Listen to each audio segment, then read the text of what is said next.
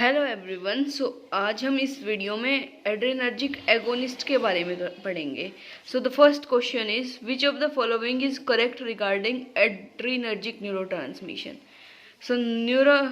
Norepinephrine is the major neurotransmitter released from the sympathetic. Yes, this is correct. Norepinephrine is mainly released from the adrenal. Epinephrine is mainly released. Tricyclic antidepressant and cocaine prevent the release. No, they inhibit the reuptake. So this is wrong. Monoamine oxidase converts dopamine to norepinephrine in the nerve terminal. No, monoamino oxidase is क्या करेगा, norepinephrine का break down कर देता है, ऐसे ही dopamine का break down कर देता है और उसको इनएक्टिव फॉर्म में कन्वर्ट कर देता है. So the correct answer will be A. The next question is which of the following adrenergic drug is used in treatment of over reactive bladder. Over reactive bladder का मतलब है कि बार बार urination हो रही है, ओवर रिएक्टिव ब्लैडर. सो इसके लिए drug है मीराबेग्रोन.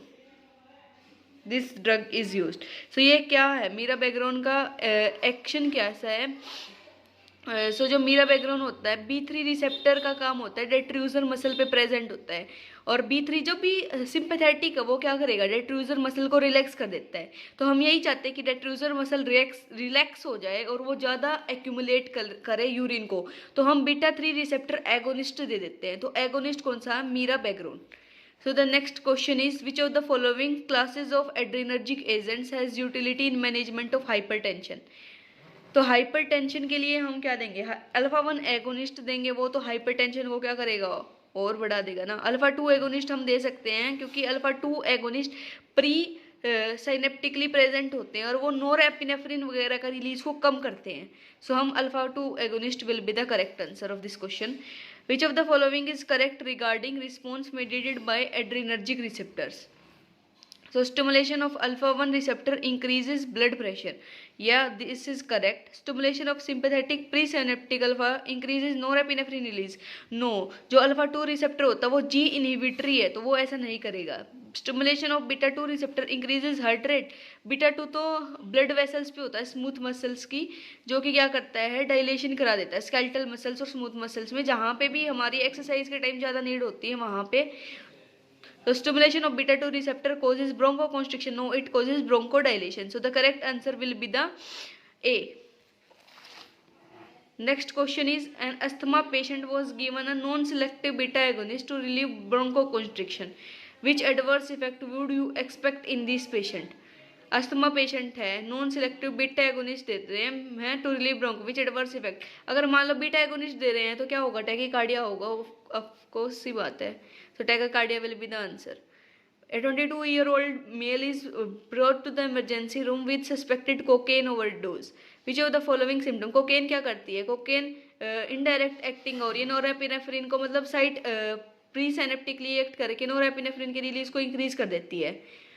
तो सिम्टम मोस्ट लाइकली हमें क्या दिखेगा, हमें म्यूसिस तो नहीं दिखेगी, मिड्रेसिस होती है वो, तो ब्रेडिकार्डिया नहीं दिखेगा, bronchoconstriction, hypertension will be the answer. Next question is a 12-year-old boy with a peanut allergy is brought to the emergency room after accidental consumption. He is an anaphylactic. Anaphylactic shock में जो first treatment होती है वो epinephrine होती है.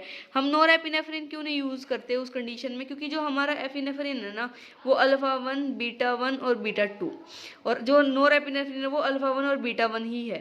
तो beta 2 की वजह से, बीटा 2 क्या करता है, ब्रोंकोडाइलेशन करता है, इसलिए हम एपिनेफ्रिन को यूज़ करते हैं. Next question is an elderly patient is brought to the emergency room with a blood pressure of 76/60, tachycardia and low cardiac output. Tachycardia low cardiac output है, तो ये कंडीशन उसकी तरफ जा रही है, हार्ट अटैक की तरफ. He is diagnosed with an acute heart failure. Which of the following drug is most appropriate to improve his cardiac function को इम्प्रूव करना है, तो dobutamine I think will be the answer.